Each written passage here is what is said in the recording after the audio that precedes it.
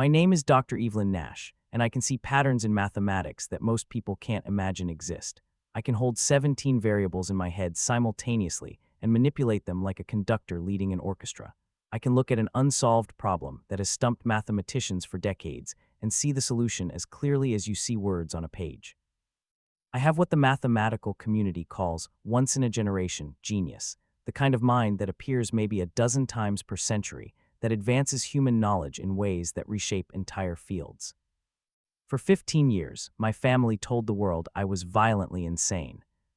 They said I had paranoid schizophrenia with severe delusions and hallucinations. They said I was a danger to myself and others. They said I needed to be institutionalized for my own protection and the safety of everyone around me.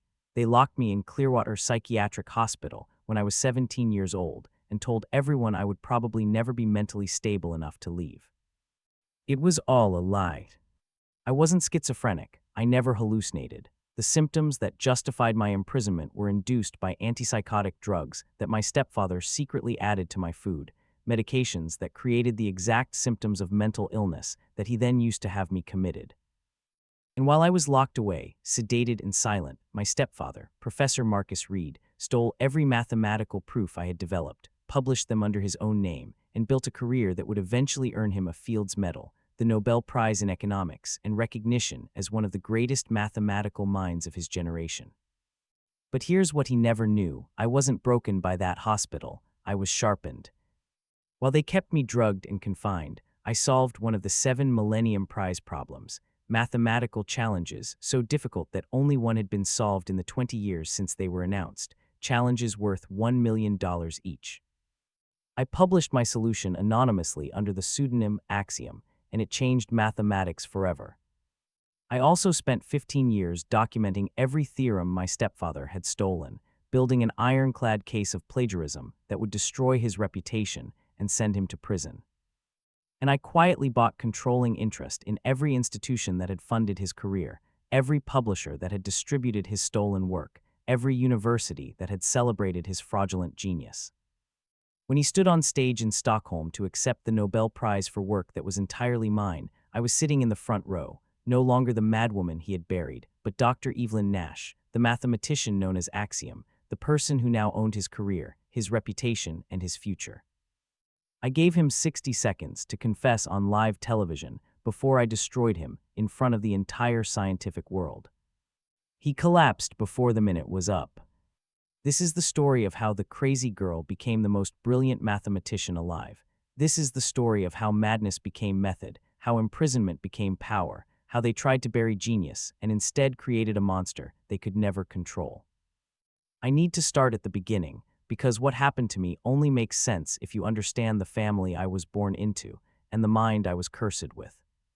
My mother, Catherine Nash, was a theoretical physicist at MIT. My biological father died before I was born, car accident, sudden and devastating. My mother raised me alone for the first 10 years of my life, and those years were magical. She recognized early that I was different. By age 4, I was doing multiplication in my head. By 6, I understood algebraic concepts that most kids don't encounter until high school. By 8, I was reading university-level mathematics textbooks and understanding them well enough to find errors in the published proofs. My mother nurtured this gift carefully. She found mentors, arranged for advanced tutoring, made sure I was challenged without being exploited. She understood that having a mind like mine was both blessing and curse, the ability to see patterns others couldn't, but also the isolation that came from thinking differently than everyone around you. You have something special, Evie, she would tell me, something that appears once in a generation, but you have to protect it. Not everyone will understand. Some people will be threatened by what you can do. She was preparing me for a world that didn't know what to do with young girls who could do mathematics that professional researchers struggled with. But she died before she could finish protecting me. Brain aneurysm when I was 12, sudden, instant. One moment she was helping me work through a topology problem, the next moment she was gone. I was devastated. I was also suddenly alone, no extended family who wanted a strange, grieving, mathematically obsessed 12-year-old. That's when Marcus Reed entered my life. Marcus was a professor in MIT's mathematics department, not brilliant but competent, solid. He had published respectable papers, had tenure, was considered a reliable researcher who produced good work without being groundbreaking. He had known my mother professionally. He came to the funeral, expressed sympathy, offered help with estate matters, and over the following months he positioned himself as a father figure, someone who could guide me through my grief and my mathematical development. My mother's will had left everything to me: a house, some savings, and crucially, her research notes including several unpublished papers we had been working on together. But as a 12-year-old orphan, I needed a legal guardian. Marcus volunteered. He presented himself as the obvious choice, a mathematician who understood my gift, a family friend who cared about my well-being, someone who could provide stability and mentorship. The court agreed. By 13, I was living in Marcus Reed's house, legally his ward until I turned 18. For the first few years, it seemed almost okay. Marcus wasn't warm like my mother had been, but he provided structure. He made sure I continued my mathematical studies, connected me with other researchers, gave me access to MIT's resources. He also introduced me to his work. He would show me problems he was working on, ask my opinion on approaches, discuss mathematical concepts with me over dinner. I was thrilled. I thought I had found someone who understood my mind, who valued my insights, who saw me as a colleague despite my age. I didn't realize I was being mined. Every observation I made, every insight I shared, every solution I developed, Marcus was taking notes. He was cataloging my ideas, my proofs, my approaches to problems, and slowly, carefully, he was preparing to claim them as his own. But first, he needed to neutralize me as a threat. That process began when I was 16 years old. I had been working on a particularly difficult problem in number theory, something related to the Riemann hypothesis, one of the most famous unsolved problems in mathematics. I had developed an approach that I thought might lead to a breakthrough. I was excited. I showed Marcus my work, explained my reasoning, walked him through the proof I was developing. His reaction was strange, not enthusiastic like I expected, but calculating. He asked detailed questions, made me explain every step, had me write out the complete logical framework. "This is extraordinary work, Evelyn," he said when I finished, "but you need to be careful about sharing it. In mathematics, credit goes to who publishes first. You should keep this quiet until it's completely finished." I agreed. I worked on the proof in secret, filling notebooks with equations and logic chains, getting closer to something that might actually solve a problem that had been unsolved for over a century. And Marcus watched and planned. The breakdown happened 2 months later. I started experiencing strange symptoms: visual distortions, auditory hallucinations, hearing voices that weren't there, paranoid thoughts, difficulty distinguishing between what was real and what was imagined. It was terrifying. I told Marcus, who immediately arranged for me to see a psychiatrist, Dr. Helen Voss, who he said specialized in adolescent mental health. The examination was thorough. Dr. Voss asked about my symptoms, my family history, my stress levels. She did cognitive tests, asked about my thought patterns, evaluated my perception of reality. And then she delivered the devastating diagnosis: early onset paranoid schizophrenia. The hallucinations, the paranoia, the difficulty with reality testing, these are classic symptoms, she explained. In someone your age, with your intellectual intensity, the condition can be particularly severe. Your mind is so active that the psychotic symptoms can become overwhelming. I was 16 years old, sitting in that office, learning that my brain, the thing that defined me, the gift my mother had nurtured, was broken in a fundamental way. "What does this mean?" I asked, my voice shaking. "It means you need treatment, antipsychotic medication, therapy, possibly hospitalization if the symptoms worsen. Schizophrenia is manageable with proper care, but it requires commitment to treatment." Marcus was sympathetic, concerned, supportive. "We'll get through this together, Evelyn. I'll make sure you get the best possible care." He started me on medication immediately. Pills, he said, were antipsychotics prescribed by Dr. Voss. They made me foggy, slow, disconnected from my own thoughts. The mathematical clarity I had always experienced became murky, uncertain. "That's normal," Marcus assured me when I complained. "The medication is suppressing the psychotic symptoms, but it can also affect cognition. It's a necessary trade-off." I accepted this because I was 16 and terrified, and I believed the diagnosis. I believed my mind was broken. I believed I needed the medication to function. What I didn't know was that the schizophrenia was entirely induced.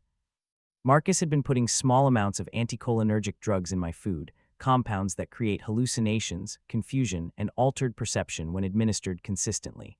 The symptoms were real, but they weren't caused by mental illness. They were caused by deliberate poisoning designed to make me appear psychotic. Dr. Voss wasn't an independent psychiatrist. She was Marcus's collaborator, paid to provide a diagnosis that would justify my removal from society. Because Marcus had realized something, I was too talented. The proof I had developed on the Riemann hypothesis was genuinely revolutionary. If I published it, I would become famous, celebrated, untouchable, and Marcus would lose his opportunity to steal my work and claim it as his own. But if I was mentally ill, if I was institutionalized, if I was discredited as delusional and unstable, then anything I claimed about mathematical discoveries could be dismissed as the ravings of a psychotic mind. And Marcus would be free to publish my work under his own name, with no one to challenge him. The crisis that led to my institutionalization was carefully orchestrated. I was 17, a few months from legal adulthood, when Marcus staged the incident that would lock me away for 15 years. He had been increasing the dosage of the drugs he put in my food, making my symptoms more severe, more visible, more frightening. I was hallucinating constantly, seeing patterns and equations that weren't there, hearing voices that spoke in mathematical notation. One evening, during a dinner party Marcus was hosting for MIT colleagues, I had what appeared to be a severe psychotic episode. I started talking frantically about mathematical conspiracies, claiming that Marcus was stealing my work, insisting that the numbers were speaking to me. To the observers, respected professors who had no reason to doubt Marcus, I looked violently insane. A teenage girl having a complete break with reality, making paranoid accusations against her guardian, exhibiting symptoms of severe mental illness. Marcus called an ambulance. I was taken to an emergency psychiatric facility, evaluated, and deemed a danger to myself and others. Within 48 hours, I was committed to Clearwater Psychiatric Hospital, a long-term facility for patients with severe, treatment-resistant mental illness. The commitment papers said I had paranoid schizophrenia with violent ideation. They said I had made threats against my guardian. They said I required intensive treatment in a secured environment. I was 17 years old, and my life as I knew it was over. Clearwater was everything you imagine when you think of psychiatric hospitals in the worst possible way. Institutional, cold, designed to contain rather than heal. The rooms were stark white cells with locked doors and barred windows. The common areas were monitored by cameras and staff who viewed all patients as potentially dangerous. The treatment consisted primarily of heavy medication and strict behavioral control. I was put on a cocktail of antipsychotics, real ones this time, prescribed by hospital psychiatrists who believed the diagnosis Marcus and Dr. Voss had fabricated. The drugs made me sluggish, disconnected, unable to think clearly.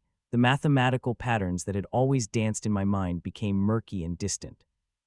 But here's the thing about being a mathematical genius. You can't fully suppress that kind of mind. Even medicated, even imprisoned, even told you're insane, the patterns are still there, waiting. It took me 3 years to start seeing clearly again. During those 3 years, I was the model patient. I took my medication without complaint. I attended group therapy. I met with my assigned psychiatrist regularly. I said all the right things about understanding my illness, accepting my diagnosis, being grateful for the care I was receiving.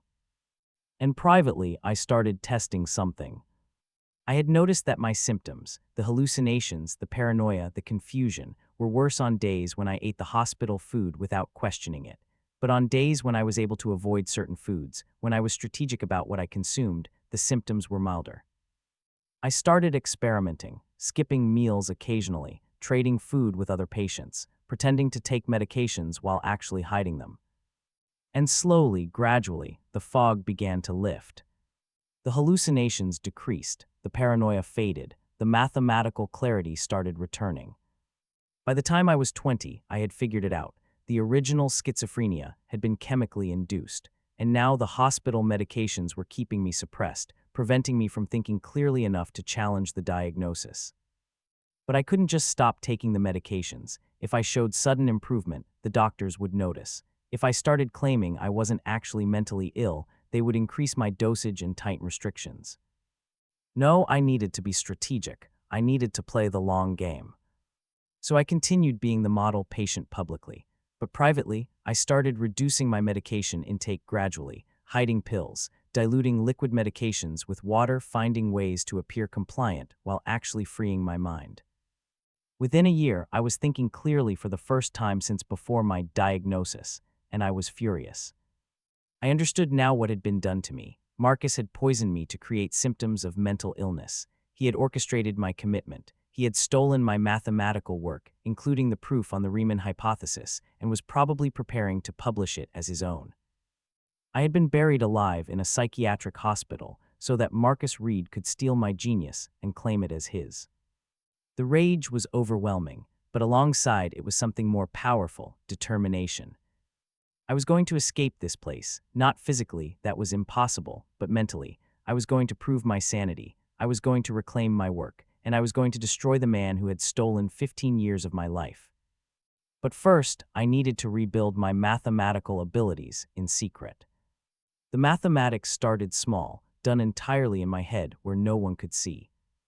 I would lie in my cell at night, working through problems, reconstructing proofs I had developed before my commitment, pushing my mind to remember everything I had understood about number theory, topology, abstract algebra. It was like physical therapy for my brain, slowly rebuilding strength that had atrophied under years of medication and institutionalization. I couldn't write anything down. Patients weren't allowed notebooks or pens, and any mathematical work would have been seen as evidence of delusional obsession. So I did everything mentally, holding complex proofs in my head, manipulating equations without external notation. Within 2 years, I had reconstructed most of my pre-commitment work. Within 3 years, I was developing new mathematics that went beyond anything I had done before. Imprisonment had paradoxically freed my mind. Without the distractions of normal life, without the pressure of academic expectations, I could focus entirely on pure mathematical thought. I had nothing but time and a brain that was finally clear of the fog that had suppressed it. I also started documenting Marcus's theft, not on paper, but in memory. During supervised visits, which happened about once a year, always with Marcus playing the role of concerned guardian visiting his tragically ill ward, I would listen carefully to everything he said. He would sometimes mention his research, drop hints about papers he was working on, discuss mathematical problems he was exploring. I recognized them immediately. They were my problems, my approaches, my insights from before I was committed. "That's interesting work you're doing," I would say carefully, keeping my voice neutral, playing the medicated patient who barely understood what he was talking about. "Thank you, Evelyn. I wish you could have pursued mathematics yourself. You had such potential before the illness." Before the illness, the lie was so smooth, so practiced, that I almost believed he believed it himself.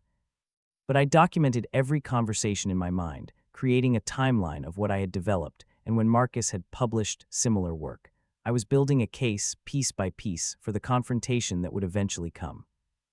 I also did something that the hospital administration never discovered. I started communicating with the outside world.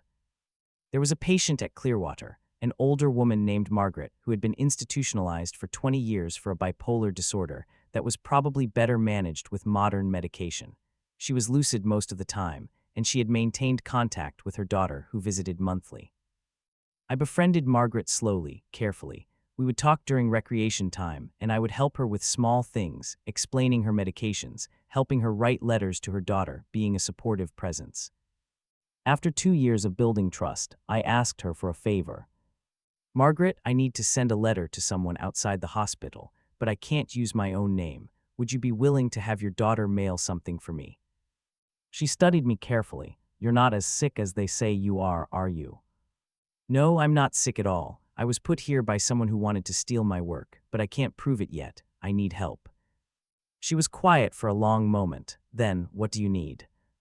Through Margaret's daughter, a kind woman named Lisa who asked no questions and expected no explanations, I was able to send letters to the outside world.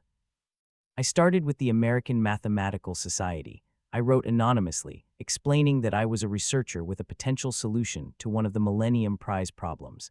I requested information about the submission process, the verification requirements, the anonymity protocols. The response came back through Lisa 2 months later. The Millennium Prizes accepted anonymous submissions, but they required rigorous peer review and verification before any solution would be recognized. That was what I needed to know. Over the next 3 years, entirely in my head, I worked on solving the P versus NP problem, one of the 7 Millennium Prize challenges, a question about computational complexity that had stumped computer scientists and mathematicians for decades. I couldn't write anything down. I couldn't use computers. I had to hold the entire proof structure in my mind, working through the logic chains mentally, testing every step for validity without external verification. It was the most difficult mathematical work I had ever attempted, but I had nothing but time and a mind that had been sharpened by years of isolated focus. By the time I was 28, I had a complete proof. I had checked it hundreds of times mentally, examined every assumption, verified every logical step. I was confident it was correct. Through Lisa, I submitted the proof to the Qley Mathematics Institute, the organization that managed the Millennium Prize problems. The submission was anonymous, under the pseudonym Axiom. I explained in my cover letter that I had reasons for maintaining anonymity, that I would reveal my identity only after the proof had been verified and accepted. And then I waited. For 18 months, I waited while the Qley Institute assembled teams of experts to review the proof, while the greatest mathematical minds in the world examined what I had created, while the verification process crawled forward with agonizing slowness. During that time, I continued being the model patient at Clearwater. I attended therapy. I took my medications, or pretended to. I showed no signs that I was anything other than a chronically mentally ill woman who would probably spend the rest of her life institutionalized. Then, when I was 29 years old, Lisa came to visit Margaret with news that changed everything. "That mathematical thing you submitted," she told me quietly during a moment when no staff were watching. "They accepted it. It's been verified. They're saying it's one of the most important mathematical breakthroughs in 50 years. They want to know who Axiom is." I had done it from a psychiatric hospital cell, using only my mind. I had solved a problem that professional researchers with full access to resources hadn't been able to crack in decades. I told Lisa to maintain my anonymity for now. I wasn't ready to reveal myself yet. Because while I had been solving the Millennium Prize problem, I had also been building something else, a complete case against Marcus Reed. Through Lisa, I had been requesting copies of Marcus's published papers, work he had produced over the 15 years since my commitment. I would have her read them to me during visits with Margaret, and I would memorize the content, comparing it to my own pre-commitment work. The plagiarism was extensive and undeniable. At least 17 major papers Marcus had published were based directly on work I had done before age 17. He had taken my insights, my proofs, my approaches, and presented them as his own original research. But I needed more than just my word against his. I needed evidence that would be impossible to dispute. That's when I started buying. The $1 million Millennium Prize money, plus the substantial fees and speaking honorariums that Axiom received for subsequent mathematical work, went into an investment fund that I controlled through Lisa. She set up corporate entities on my behalf, following my detailed instructions about where to invest.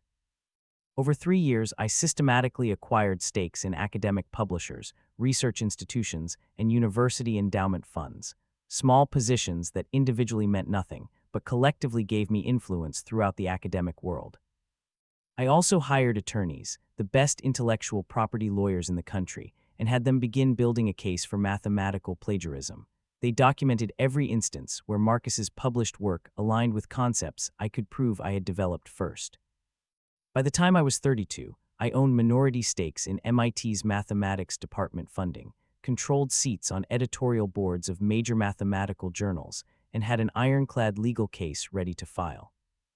I was ready to emerge from the psychiatric hospital and destroy the man who had buried me there. But I wanted the revelation to be perfect. I wanted it to happen on the biggest possible stage. That stage appeared when Marcus Reed was awarded the Nobel Prize in Economics. The prize was given for his work on algorithmic game theory, research that was entirely based on proofs I had developed when I was 16, before my commitment. The Nobel Committee praised his groundbreaking insights and revolutionary approaches to computational problems in economic modeling.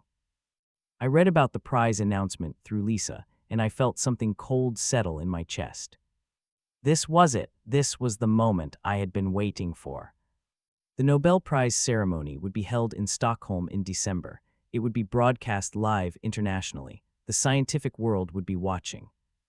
That's where I would reveal who Axiom really was. That's where I would expose Marcus's plagiarism. That's where I would burn down everything he had built on my stolen work. But first, I needed to get out of Clearwater. Getting released from a psychiatric hospital after 15 years is nearly impossible, unless you have resources that the hospital administrators desperately need. Through my investment company, now worth approximately $40 million, I made Clearwater an offer. I would provide a $10 million endowment for a new treatment wing and research program, contingent on them releasing one specific patient who had shown remarkable recovery. The patient was me. I had Lisa present the offer anonymously through attorneys. The hospital administration had no idea that the funding was coming from a current patient. They just knew that accepting the donation required them to release someone who had been institutionalized for 15 years for schizophrenia. My psychiatrist at Clearwater, Dr. Marcus Hoffman, who had been treating me for the past decade, reviewed my case with fresh eyes, motivated by the institutional pressure to approve the release that would unlock the donation. Your symptoms have been in remission for several years, he noted. With continued medication and outpatient support, I believe you could transition to supervised living in the community. The paperwork was processed, the release was approved. On a cold morning in October, 3 months before the Nobel ceremony, I walked out of Clearwater Psychiatric Hospital after 15 years of imprisonment. I was 32 years old. I had a new identity carefully constructed by my attorneys, Dr. Evelyn Nash, mathematician, recently emerging from a period of private research and treatment. I had resources, connections, and a plan for systematic destruction. And I had one more thing, an invitation to the Nobel Prize ceremony in Stockholm. Axiom had been invited as a distinguished guest. The mathematical community wanted to honor the anonymous mathematician whose work had advanced the field so dramatically. I had accepted the invitation, but maintained my anonymity, saying only that I would reveal my identity at the appropriate time. I arrived in Stockholm 3 days before the ceremony. I had spent those 3 months since my release rebuilding my public presence. I had published additional mathematical work under my real name, papers that were immediately recognized as brilliant, that established Dr. Evelyn Nash as a rising star in mathematics. I had also filed a comprehensive lawsuit against Marcus Reed for intellectual property theft, plagiarism, and fraud. The case was scheduled to go public immediately after the Nobel ceremony. And I had contacted every major scientific publication with an embargo notice. At precisely 4 p.m. Stockholm time on December 10th, they would receive a full expose of the biggest plagiarism scandal in mathematical history. Everything was in place. The Nobel Prize ceremony was held at the Stockholm Concert Hall, a magnificent building filled with royalty, laureates, and the most distinguished scientists from around the world. I sat in the front row of the audience, dressed in elegant clothes that had cost more than I would have earned in a year washing dishes at Clearwater. I looked nothing like the institutionalized patient I had been 3 months ago. I looked like what I was, a brilliant mathematician at the peak of her power. Marcus was on stage with the other laureates, looking distinguished and proud. He had no idea I was there. He had no idea that the anonymous mathematician called Axiom was sitting 20 feet away, watching him prepare to accept an award for work he had stolen. The economics prize was presented last. The ceremony had gone on for hours, physics, chemistry, literature, peace, but I sat patiently, waiting for my moment. Finally, the presenter took the podium to announce the economics laureate. The Sveriges Riksbank Prize in Economic Sciences is awarded to Professor Marcus Reed of MIT for his groundbreaking work in algorithmic game theory and computational economics. His revolutionary approaches to modeling complex economic systems have transformed our understanding of market behaviors and strategic decision-making.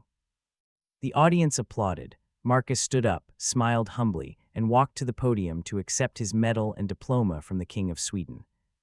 He began his acceptance speech, the usual thanks to colleagues, institutions, supporters, the gracious acknowledgement of standing on the shoulders of giants. I let him talk for exactly 90 seconds, then I stood up. The sudden movement drew attention. People turned to look at who was standing during a laureate's speech. Security started moving toward me. But I spoke before they could reach me. my voice clear and carrying in the acoustically perfect concert hall. "Excuse me, Professor Reed. Before you continue, I have a question." Marcus stopped mid-sentence, looking confused about who was interrupting his moment of triumph. "Do you recognize me?" I asked. He stared at me, his face cycling through confusion, then faint recognition, then shock. "Evelyn," he said uncertainly, "how are you? What are you doing here?" "I'm here to accept congratulations for the work you're being honored for, since it's my work you're receiving this prize for." The murmuring in the audience became gasps.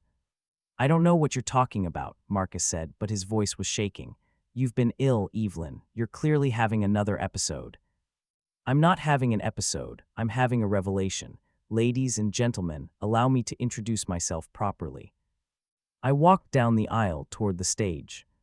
"My name is Dr. Evelyn Nash. I'm also known as Axiom, the anonymous mathematician who solved the P versus NP problem and who has published 17 groundbreaking papers in computational mathematics over the past 3 years." The gasps became exclamations. Everyone in the mathematical community knew Axiom's work. Revealing my identity was like unmasking a superhero. "I'm also the person who originally developed every significant theorem that Professor Marcus Reed has published in the past 15 years. The algorithmic game theory he's being honored for today. I created that framework when I was 16 years old, 3 months before he had me committed to a psychiatric hospital to steal my work." I reached the stage and stood directly in front of Marcus. "You had me institutionalized for 15 years. You told the world I was violently insane, that I had paranoid schizophrenia, that I was a danger to society. You did this because I was a threat to your academic career, a teenage girl who was smarter than you, who had developed mathematical insights you couldn't match." I pulled out documents from my bag. I have dated notebooks from before my commitment, showing my original work on game theory and computational economics.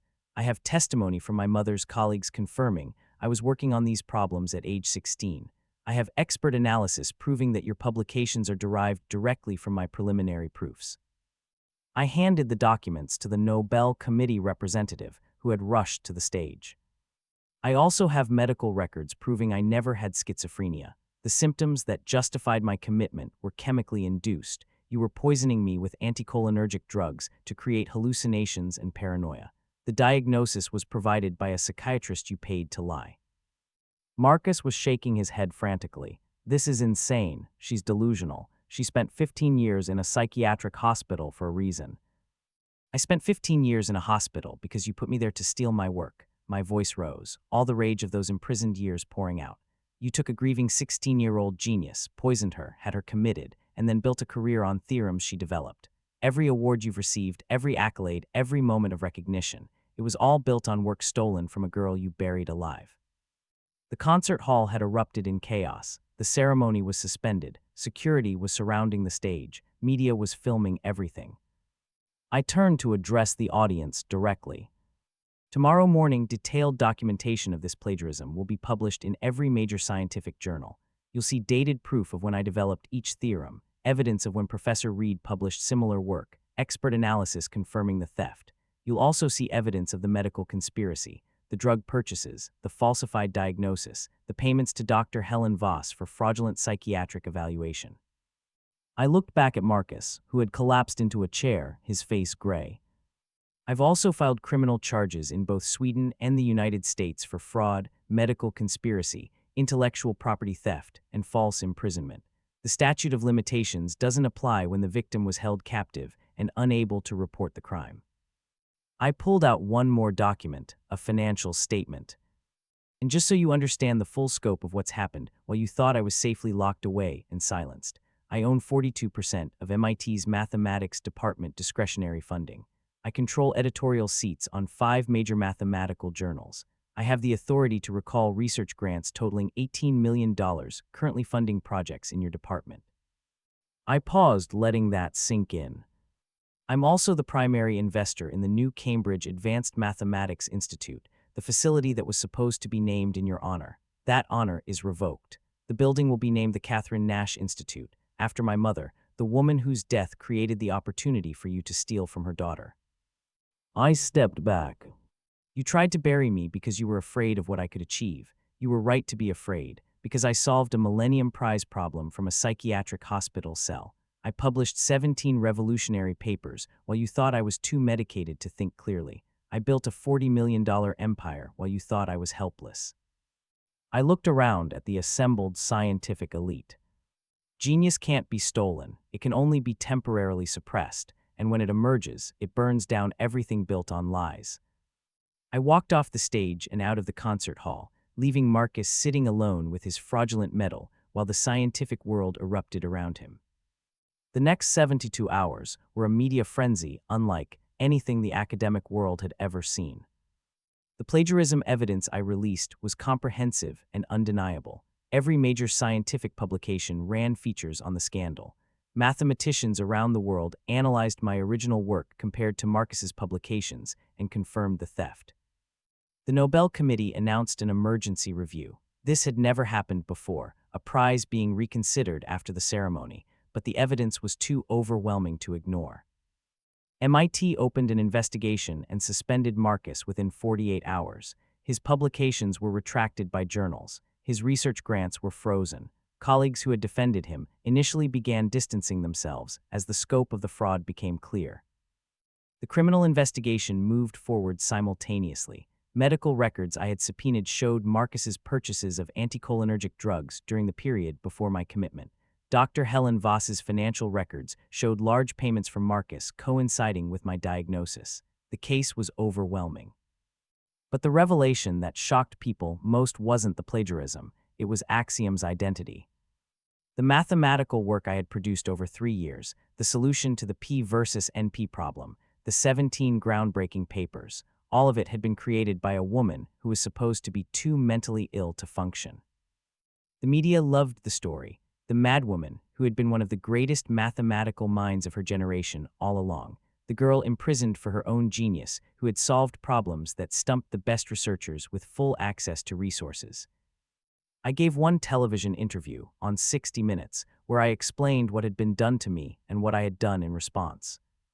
Imprisonment can break people, I told the interviewer, or it can forge them into something harder than they were before. Marcus thought he was burying a 16-year-old girl who couldn't defend herself. He created a 32-year-old woman who owns his career and his future. That's what happens when you underestimate genius.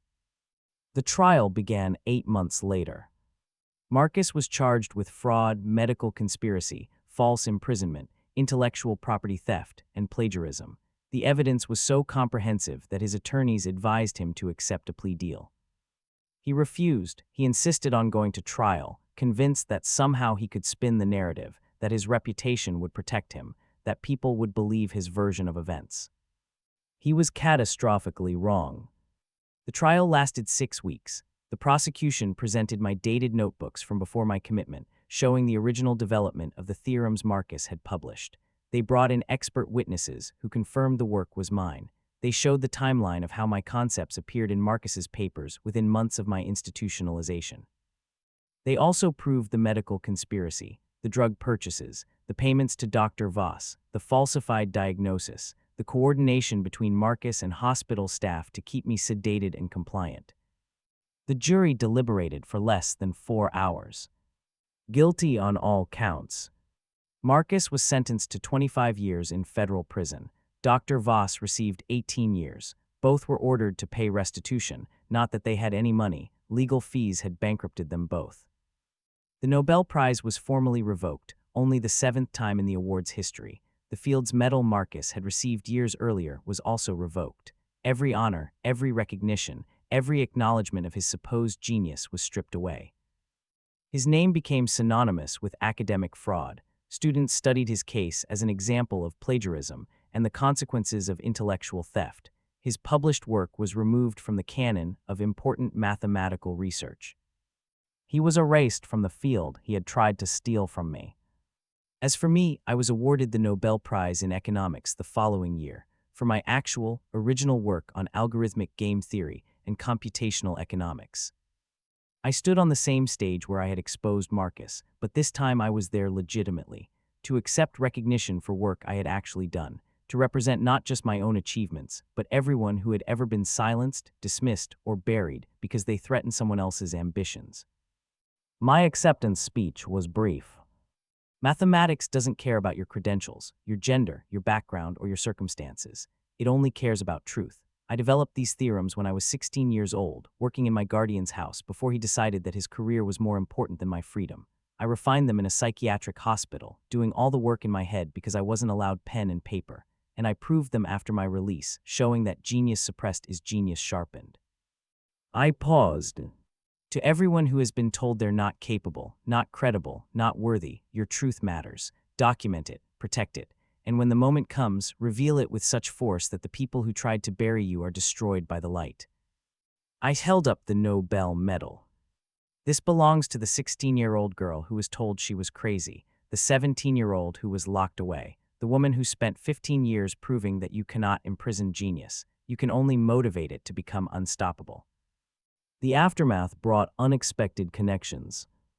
I received thousands of letters from people who had similar experiences, not all as dramatic as mine, but all involving some form of intellectual theft, systematic suppression, or exploitation. Students whose advisors stole their research, junior faculty whose senior colleagues claimed credit for their work, women in STEM fields who had their contributions erased. I used my platform and resources to help them. I established legal funds for people fighting plagiarism cases. I created mentorship programs connecting junior researchers with advocates who could protect their work. I funded investigative journalism into academic fraud. The Catherine Nash Foundation, named for my mother, became a force for protecting intellectual property rights and supporting mathematicians from non-traditional backgrounds. I also reconnected with Margaret, the patient from Clearwater, who had helped me communicate with the outside world. She had been released from the hospital a year after me, finally receiving proper treatment for her bipolar disorder now that the institution had funding for updated psychiatric care. We met for coffee, two women who had survived imprisonment and emerged stronger. I knew you weren't crazy, she told me. I watched you for years. You were the sanest person in that place, and I kept wondering why you were there. Now I know. You saved my life, I said. If you hadn't helped me contact Lisa, if you hadn't let me send those letters, I'd still be there. We saved each other, she replied. You gave me hope that someone could get out, that escape was possible. At 37 years old, I'm one of the most respected mathematicians in the world. I have 3 Fields Medals, the Nobel Prize, and recognition as the person who solved one of the Millennium Prize problems. I run the mathematics department at a major university, not MIT. I refused their offers, and I use my position to protect young researchers from exploitation. I'm also in a relationship for the first time. Her name is Dr. Sarah Chen, and she's a neuroscientist researching psychiatric medications and their effects on cognition. We met at a conference on medical ethics, and we bonded over shared experiences with institutional abuse. She understands what it means to have your reality questioned, to fight for credibility, to build something meaningful from the ashes of what was taken from you. We're good for each other. I still visit Clearwater occasionally, not as a patient, but as a donor and board member. I've transformed the institution from a place of imprisonment to a genuine treatment facility focused on recovery and release rather than indefinite containment. The wing that my donation funded is named the Axiom Center, a reminder that even in the darkest places, the human mind can create beauty and truth. Last week, I did something I had been avoiding for years. I visited Marcus in prison. He's 58 now, diminished by incarceration and disgrace. The confident professor who once controlled my life is gone, replaced by someone who looks defeated and small. We sat across from each other in the visiting room, separated by plexiglass. "Why did you come?" he asked. "I'm not entirely sure. Maybe I needed to see that you're real, that the monster who stole 15 years of my life is just a person who made terrible choices." He was quiet for a long time. "I was jealous," he said finally. "You were 16 years old and already smarter than I would ever be. I had worked my entire life to be a competent mathematician, and you were solving problems in your head that I couldn't touch. It wasn't fair. So you buried me." "So I buried you, and I told myself I was protecting the field, that you were too young to handle that kind of recognition, that I was just preserving work that might otherwise be lost. But those were lies. I was protecting my ego. I was stealing from a child because I couldn't stand that she was better than me. Did you ever think about what you were doing to me? A 16-year-old girl, locked in a psychiatric hospital, sedated and silenced." "I tried not to think about you at all," he admitted. It was easier to pretend you didn't exist, to focus on the work, on the recognition, on building my career. I convinced myself that you were actually mentally ill, that the commitment was justified. Self-deception is remarkably easy when the alternative is facing what you've done. I looked at the man who had stolen so much from me and felt nothing, not forgiveness, not anger, just a sort of empty recognition that he had destroyed his own life as thoroughly as he had tried to destroy mine. I hope you use the next 23 years to think about what you did, I said, not because I care about your redemption, but because you should have to live with the full weight of it. I stood to leave. Evelyn, he said as I turned away, for what it's worth, the theorems you developed, the proof of P versus NP, the work you've done since your release, it's extraordinary. You were right. You are smarter than I ever was, and I destroyed something beautiful because I couldn't stand that truth. I looked back at him one last time. I know, I said, and that's why you'll die in prison while I'm changing mathematics, because genius can be suppressed, but it can't be stolen. You learned that too late. I walked out of the prison and back into the world where I was Dr. Evelyn Nash, acclaimed mathematician, Nobel laureate, the woman who proved you can't bury brilliance. This morning, I gave a lecture to an auditorium full of mathematics students. I talked about problem solving, about creative thinking, about approaching impossible challenges with confidence and rigor. After the lecture, a young woman approached me nervously. Dr. Nash, I just wanted to say, your story inspired me. I'm the first person in my family to go to university. Sometimes I feel like I don't belong here, like everyone else is smarter than me. But you showed that the people who try to tell you that you're not good enough are usually just afraid of how good you actually are. I smiled at her, this young woman just starting her journey, full of potential and doubt. Trust your mind, I told her. Document your work, protect your ideas, and never let anyone convince you that you're less than you are. The people who try to bury you are usually just trying to hide their own inadequacy. She nodded, thanked me, and walked away to her own future. And I thought about the 16-year-old girl I had been, the one who had trusted Marcus, the one who had been poisoned, committed, buried alive in a psychiatric hospital. That girl had spent 15 years in a cell solving problems in her head, building theorems from nothing, becoming something harder and sharper than she ever would have been without that crucible. She had emerged as me, and I had taken everything that had been stolen and transformed it into a career that would outlive everyone who had tried to silence me. That's the real theorem I proved, that truth is patient, that genius is persistent, and that the people who try to bury you are just creating the pressure that transforms you into a diamond. They called me mad. I became axiom. They tried to destroy me. I destroyed them instead. And every theorem I prove, every student I mentor, every day I spend doing the work they tried to steal from me, it's another way of saying, you failed. You buried genius and created something unstoppable. That's the proof that matters most. Clapperboard if you made it to the end of Evelyn's story, clapperboard. Stop right now. Like this video immediately. If Evelyn's story made you rage at the 15 years stolen, if you felt shock at the poisoning revelation, if you felt pure satisfaction watching her expose Marcus at the Nobel ceremony, smash that like button. And subscribe to this channel right now, bell. We're building a community of people who understand that. The people who try to institutionalize you are terrified of your brilliance. Mathematical genius can't be stolen, only temporarily suppressed. 15 years of imprisonment can forge a mind sharper than any freedom could. The sweetest revenge is accepting the Nobel Prize that was stolen from you. Subscribe, turn on all notifications, be here for every story. Comment below and tell me,